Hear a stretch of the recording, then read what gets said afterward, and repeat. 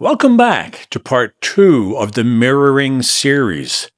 In part 1, we explored a fascinating idea that every person you meet changes you, and you change them.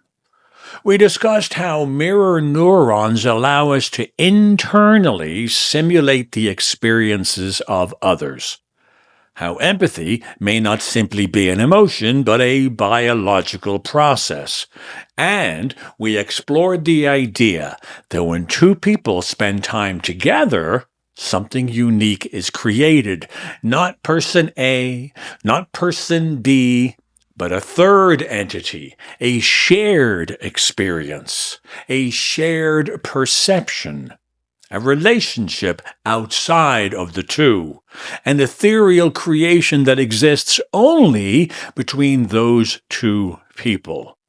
We also discovered why assumptions are so dangerous, because what we think we know about another person is often just our experience of this third entity, not who they truly are. Which is why one of the most powerful phrases in human communication is, "Tell me more." Instead of assuming, become curious. Instead of judging, become interested. And when we do that, connection deepens. Today, I want to take this idea further. Now that you see that mirroring exists, I'm going to show you a total of 5 ways that mirroring exists. And suddenly, you begin to notice that it is happening everywhere. In fact, every conversation contains multiple conversations occurring simultaneously. Most people hear only the words, but beneath the words, an entire symphony of communication is taking place. Knowing what's happening is empowering. In this video, I'm going to explore the 5 ways humans mirror each other and therefore affect each other. Mirroring type number 1. This is what I call aural matching, the synchronization of voice through pace, volume, cadence, and rhythm. Imagine 2 old friends meeting for lunch. At first, their speech patterns are slightly different. 20 minutes later, they are speaking at almost the same speed. Their energy has synchronized. Their rhythm has synchronized. They begin sounding remarkably like each other. This is natural. Our nervous system seeks harmony. Now imagine if a psychiatrist is meeting a new patient. If the patient speaks slowly, the doctor should respond slowly too. Because when we feel someone is just like us in one way, we expect them to be like us in other ways. Speaking slowly like the patient means the patient feels understood. If the doctor responds rapidly, rapport is broken.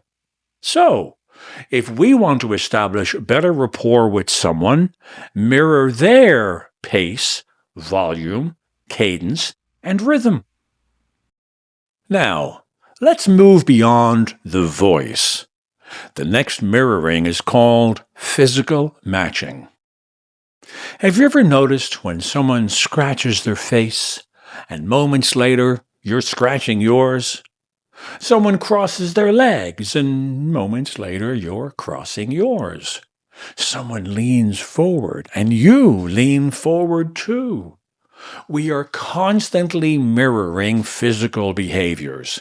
The body is having a conversation all of its own. The more you connect with someone, the more pronounced this becomes. For fun, what's 2 people on a first date?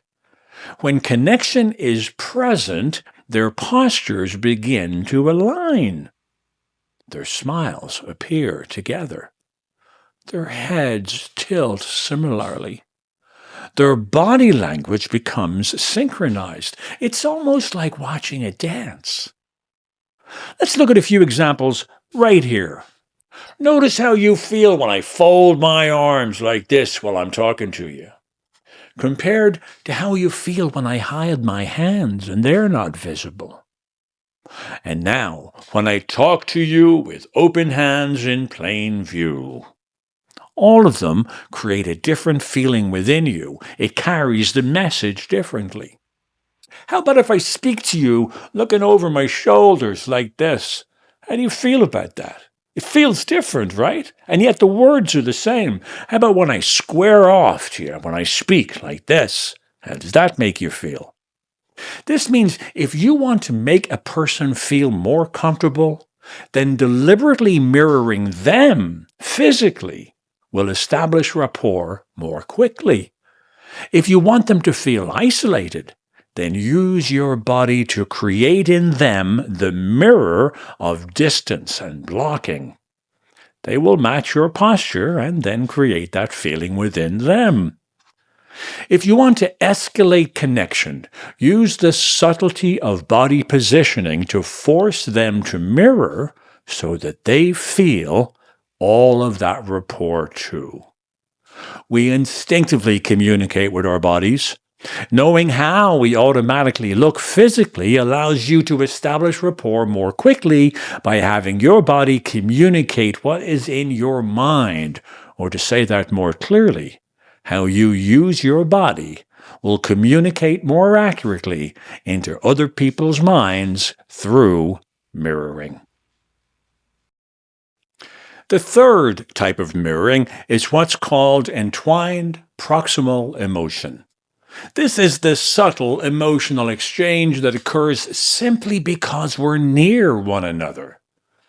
Whenever we are living through an emotion, the body releases various chemicals into the system.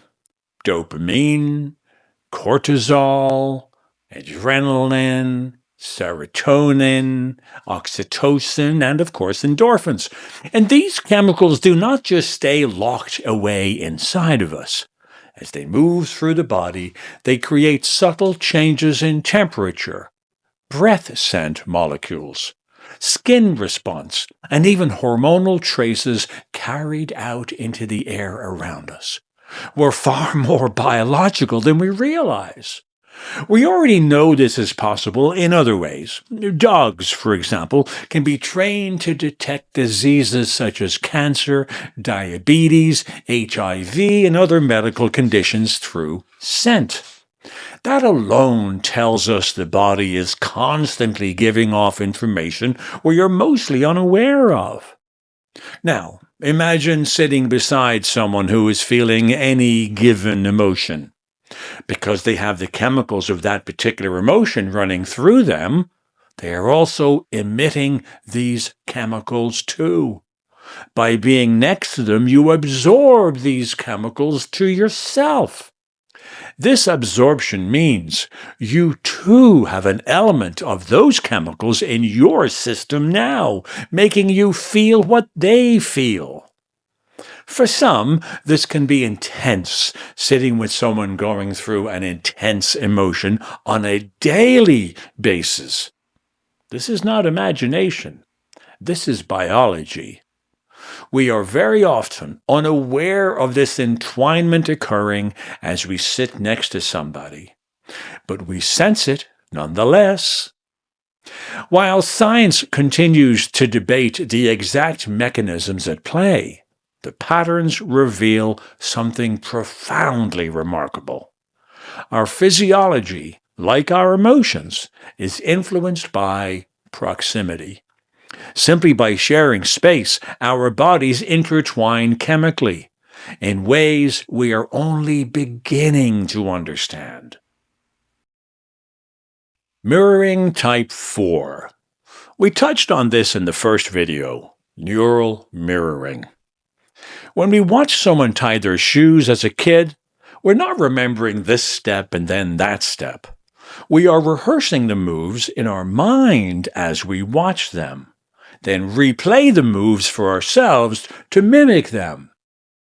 When we learn to speak or learn a new language, we watch the movement of the mouth and mimic it in our mind.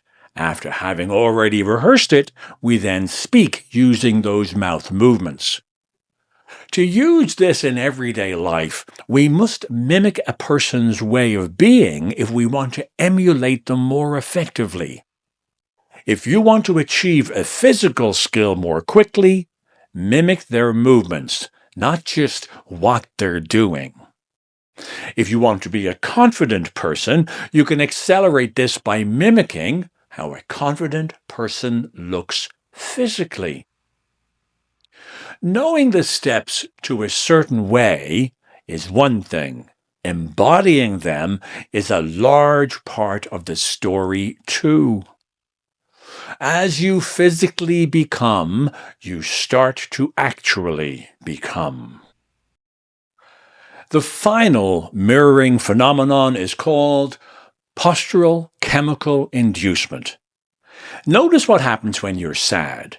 Your head hangs down, your shoulders hang forward, your chest collapses. Simultaneously, because you are sad, your body produces the chemicals of sadness. Cortisol, adrenaline, serotonin, all of them will shift. When you feel happy, your head is held high, your chest is open, your movements become expansive. The happiness will produce happy chemicals, dopamine, oxytocin, endorphins. And here's the fun part. Because both of these events have happened together all your life, the emotion and the physical stance and the chemical release, they have become synchronized. If you want to feel happy, move your body to reflect that. The chemicals will respond in kind and the emotion will follow. Whatever emotion you're looking for, assume the physical posture, the chemicals will follow, and the emotion will follow again. The body reflects emotion. The emotion is reflected in the body. When you mirror an emotion, the emotion will manifest. As you manifest this emotion, whoever you are with, because of all the mirroring, you are creating this within them too. Now that you've been made aware of the 5 ways to mirror, let's bring it all together. Most people think communication is just words, but words are only one layer. Every conversation contains aural matching, physical matching, entwined proximal emotion, neurological mirroring, and postural chemical inducement. 5 conversations, all happening simultaneously. Most people notice one, the words. The rest operate beneath awareness, and yet they influence almost everything. Connection, trust, empathy, learning, relationships, leadership, love, even conflict. In part 1, we discovered that every person changes us. Today, we've explored how that change happens through a constant exchange of signals, visible and invisible, conscious and unconscious. Now that you are aware of the reality that you can be more effective communicator by using not just words, but also the power of mirroring, you are understanding another part of living a life by design. But there is one final piece to this puzzle. Because every powerful tool can be used wisely or unwisely. In part 3, the final chapter, we're going to explore the darker side of mirroring, how it is used to manipulate by salespeople, politicians, advertisers, algorithms, and even artificial intelligence. I tell you these things not to frighten you, but to empower you, because awareness is the ultimate protection. Until then, my friends, pay attention. Watch how people sit, watch how people speak, watch how people move, and most importantly, watch how they change you. Because once you see mirroring, you'll never stop seeing it ever again. Until next time, enjoy living a life by design.